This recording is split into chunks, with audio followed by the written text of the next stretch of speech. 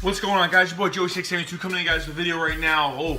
Gonna do a top 5 video, my first top 5 ever video. Gonna do it right now, so let's get to it. Top 5. We are gonna talk about the top 5 players that need to step the fuck up next year. And we're talking offense, we're talking a little bit of defense, but I more want to get focused on offense as well. So we'll start with number 5, Jordan Hicks. Needs to fucking have his name on the fucking TV. When I turn NFL Network on, need to have him on the fucking TV. He's got to be talked about in this league. It's time for him to get talked about in this fucking league. 6 picks last year. This fucking guy can cover tight ends. He can pretty much do it all with a good defense around him. By himself, he's done so fucking well these past few years. It's a blessing that we drafted him in the Chip Kelly era in the 3rd round, 2015. Jordan Hicks has to do well. The guy has to make a name for himself. He has to go out there. He's got to fucking put a force on anyone that comes in front of him. And I can't wait. I love the way he hits. I love his mindset. And he's overall a good guy. And he puts everything he needs to put out on the field. Just needs to stay healthy as well. I'll take the injuries out of it because, of course, no one needs to get hurt, of course. But he needs to have a good fucking year. Okay, he needs to have a good fucking year. Okay, so we're going number 4. Number 4 is going to be Torrey Smith. Had really down years. I don't think he had 300 yards fucking receiving last year with a fucking shitty ass fucking 49ers offense. Whatever the fuck, Kaepernick, Blaine Gabbert throwing him the fucking ball. If you watch the fucking Target video I put out a few months ago when he got fucking signed by the Eagles, you know, you'll fucking see why. Had really down years. And honestly, from a team that he was on, there was no weapons on the 49ers. I don't get who you're afraid of. Who you're afraid of? Carlos Hyde? Who you afraid of? What wide receivers? I don't know any wide receivers. Some of them I don't even fucking know their names. Because they're not big names, and, you know, for winning one fucking game last year, I could see why. Jeremy Curley, Quentin Patton. I mean, what is there? Nothing at all. Okay, he hasn't been on a good roster since when he was with the Ravens. Okay, he has not been on a good roster since then. We had Anquan Bolden and all them fucking boys on the offense. Okay, with a good fucking defense behind that as well. When he played with Ed Reed, he played with Ray Lewis and all them boys. So he's got to have a good year, okay? He's been doing great at camp.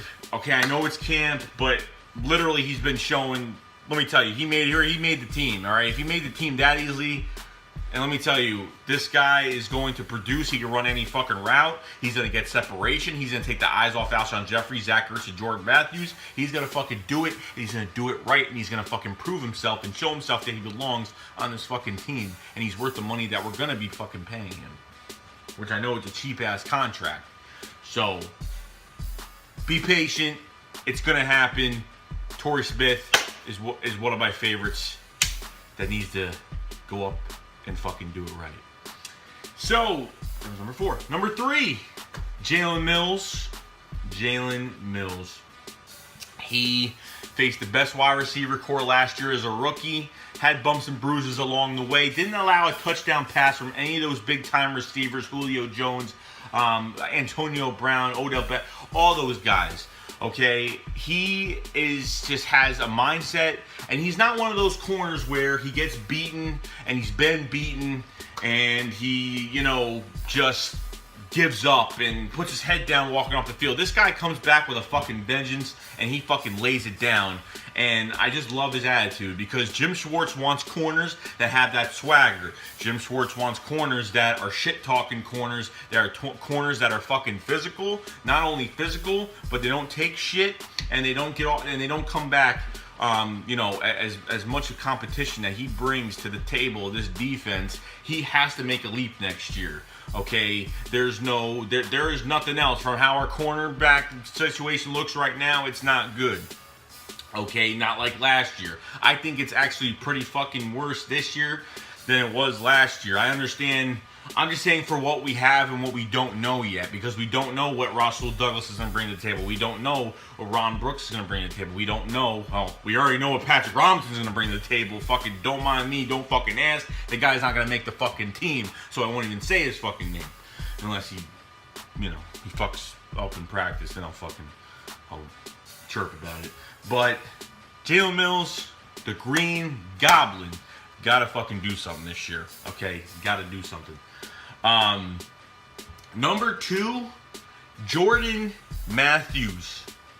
Yeah, Jordan Matthews has to do something this year.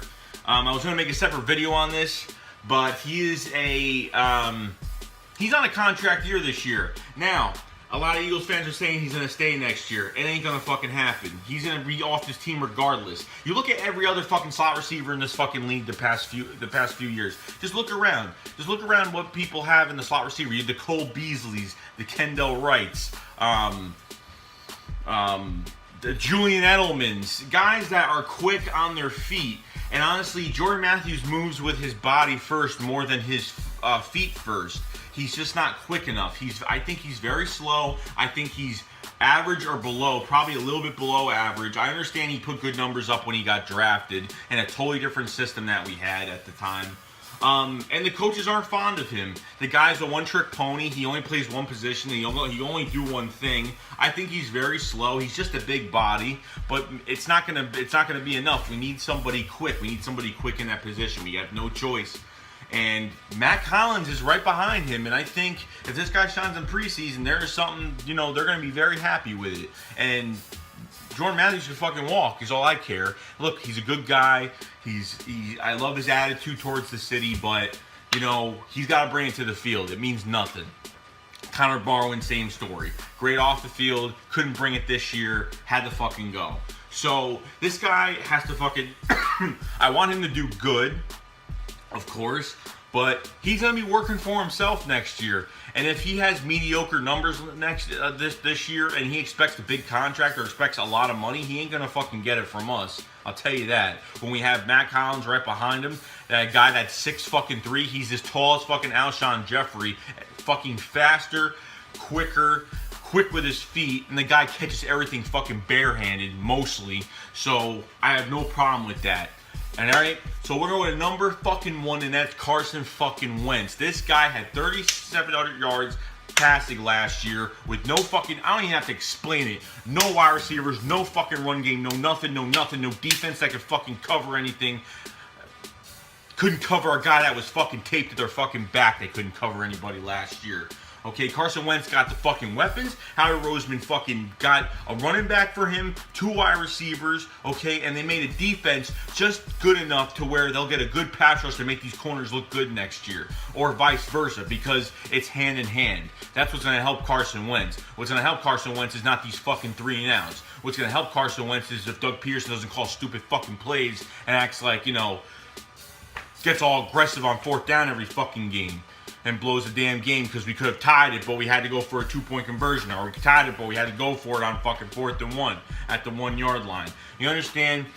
So Carson Wentz is going to make a huge fucking jump. I don't care what anyone says. The haters going to fucking hate. The bitches are going to bitch, and that's fine. The Royal fans are going to be fucking jealous and cheesy as shit, and that's fine because you know what? We got our franchise quarterback. The Redskins can get the fuck out of here because they got a fucking quarterback that doesn't even want to play with them, taking the money, fucking going to Shanahan with the 49ers and getting the fuck out of fucking Washington. I don't give a shit. Eli Manning, same for you too. I saw a video yesterday on fucking Twitter, right? Saw a video yesterday on Twitter. Oh, and they say Eli Manning can't be mobile. I see him fucking hiking the damn ball. He's got no pass rush, no defensive lineman coming at him, and he just runs out of the pocket, throws an incomplete fucking pass. Fucking great. Congratulations. Your time is over, too. And Dak Prescott, we're going to show that, honestly, the fucking shit that you're in, you're just some fucking, you just got brought into a good situation at the fucking time. You got brought into a really, really, really, really good situation. Because let me tell you something, Carson Wentz was brought into a situation where he had who's already set up with good receivers, a good offensive line, good fucking running back. Oh man, that would be pretty fucking easy to deal with. I understand you got brought all the way to a fucking playoff, but no fucking playoff wins. I don't give a fuck. Fuck you guys. I don't give a shit. Okay? So Carson Wentz has got to step up. He's got no excuses this year unless everyone gets hurt to hurt first fucking game of the season. But that ain't gonna fucking happen. They're being very careful. This is a different Eagles team that's being very careful with everything. So those are my top fucking 5. Fuck the NFC East. I'll see you guys later.